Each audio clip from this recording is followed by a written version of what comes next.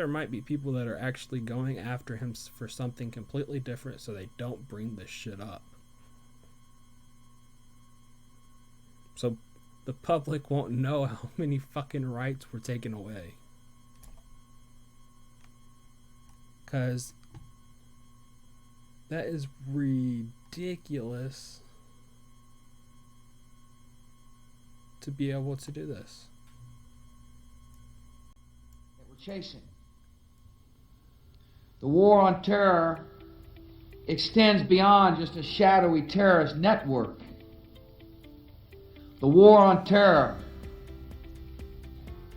involves Saddam Hussein because of the nature of Saddam Hussein, the history of Saddam Hussein, and his willingness to terrorize himself.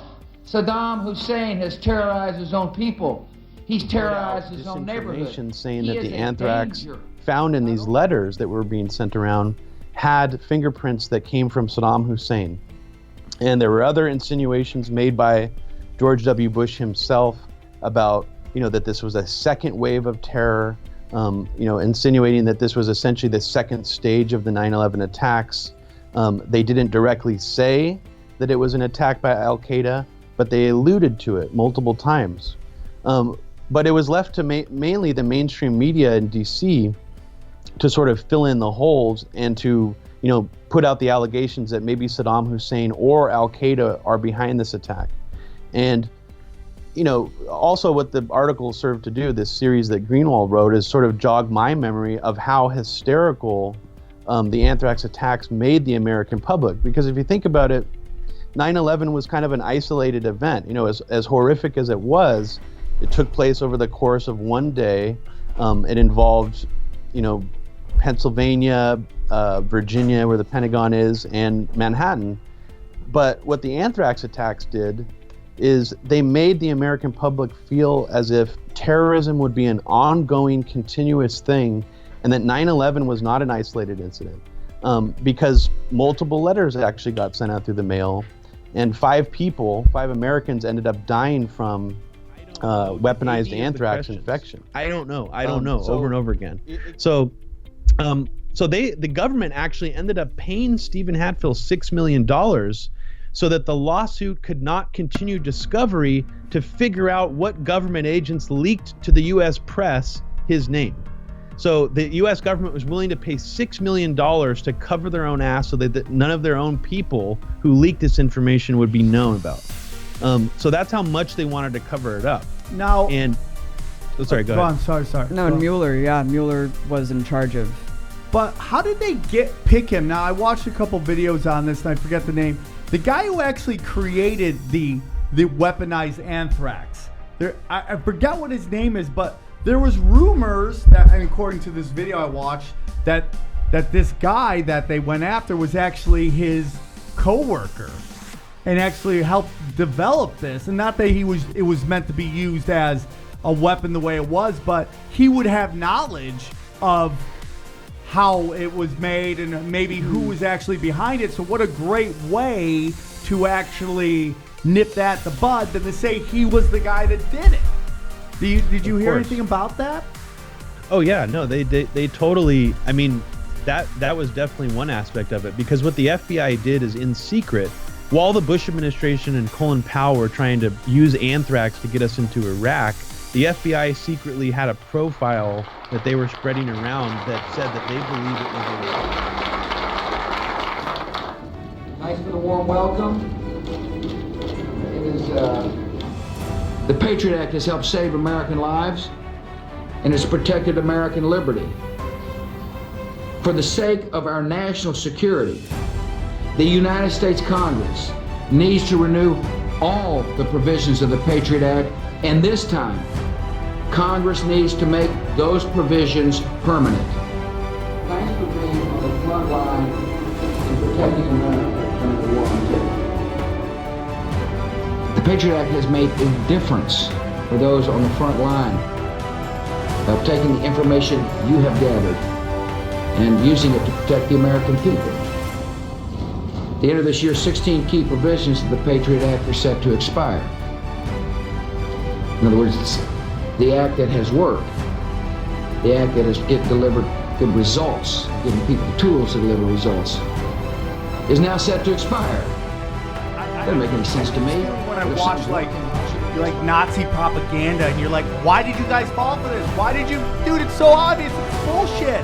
And then you think, I was there, and I really wasn't falling for it, but I went along with it. Where I go, this doesn't make any sense. I remember George Bush going, man, they hate us because of our freedoms. And I'm like, well, if they really hated freedom, why aren't they bombing Amsterdam? I mean, like, you can go to Amsterdam and get a hooker and heroin in a meal deal, and like, why isn't that place lit up by somebody? If they really hated freedom, why weren't they going after Amsterdam? And I remember saying on stage and people just staring at me like, why are you saying this, dude?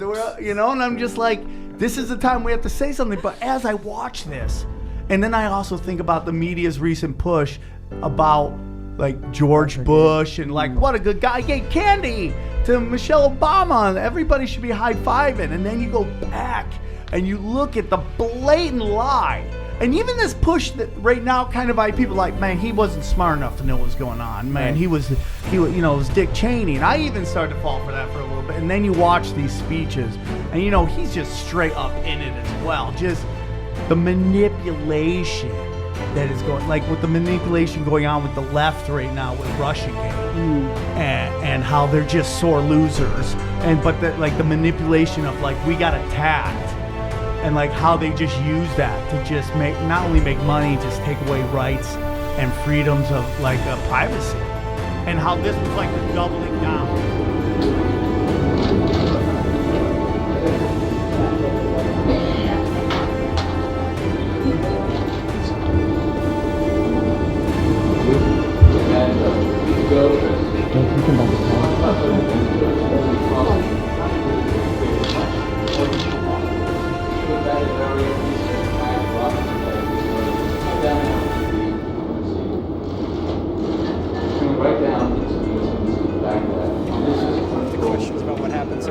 Institution, the U.S. Senate, the institution across the street, the Supreme Court, and frankly the country, but also from Brett Kavanaugh's perspective, what kind of justice he's going to be, what he'll bring to the court, what he'll do on the court, and all those questions are that we just don't have answers to at this point.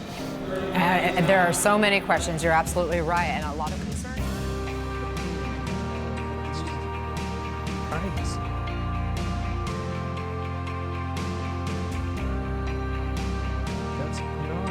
Later on realize might be are there contradictions in their own narrative, but I think that it is confirmed that those 5 people did die from weaponized anthrax, which is so perplexing because a lot of them, well 2 of them namely, weren't near any sort of mail facility. It really is not traced back, especially this older woman in Connecticut. I mean, she was just a 90-year-old lady who just lived in the suburbs. I mean, how the fuck did she contract anthrax? How did she get it? It's insane. Is there any theories? Like, I mean, only the FBI has, again, their catch-all theory for all of the deaths is essentially, mail sorters in these different postal facilities around the country tested positive for anthrax, therefore, this is how these people must have gotten it. But that's the best theory they've come up with. It didn't have to be letters because there were 17 non-fatal injuries. So exactly, yeah, exactly. I'm guessing there wasn't 17. What would it be? 22 letters sent out?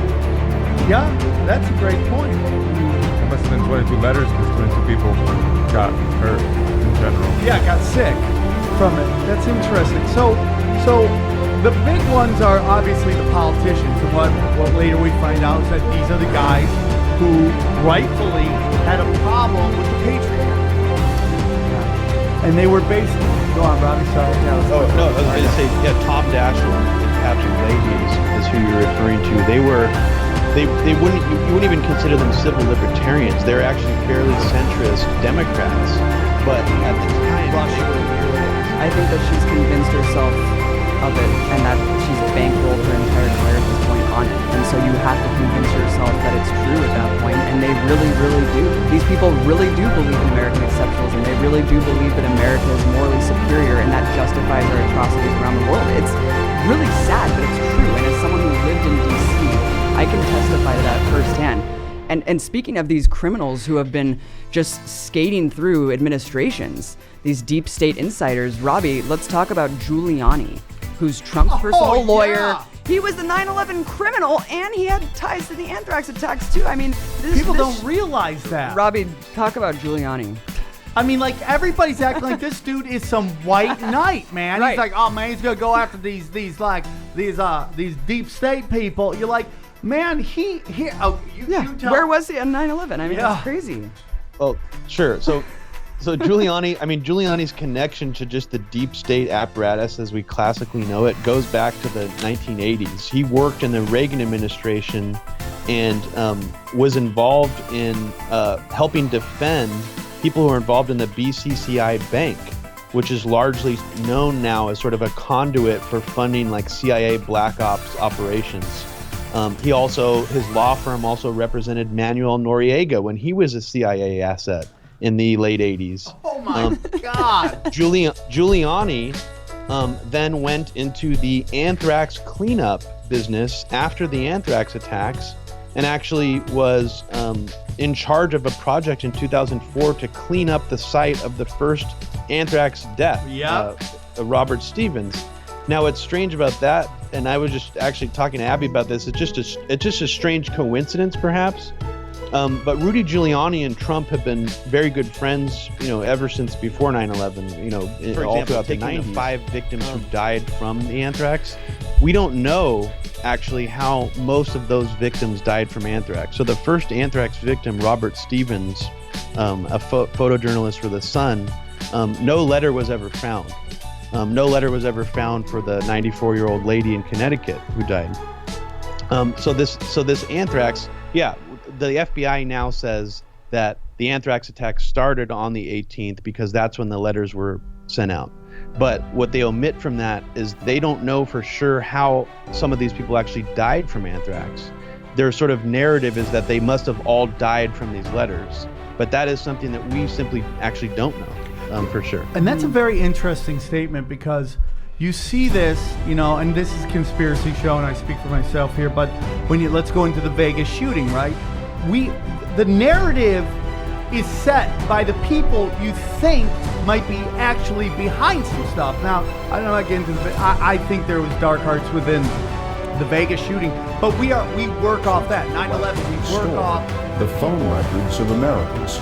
CBS This Morning's Nora O'Donnell asked Attorney General Loretta Lynch why she considers that so important.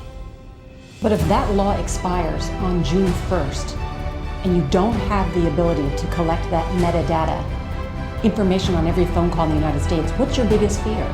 Well, our biggest fear with the expiration of not just that part of it, but also our ability to track the electronic communications of terrorists as well as to obtain the records of terrorists, is that we will lose important eyes on people who have made it clear that their mission is to harm American people.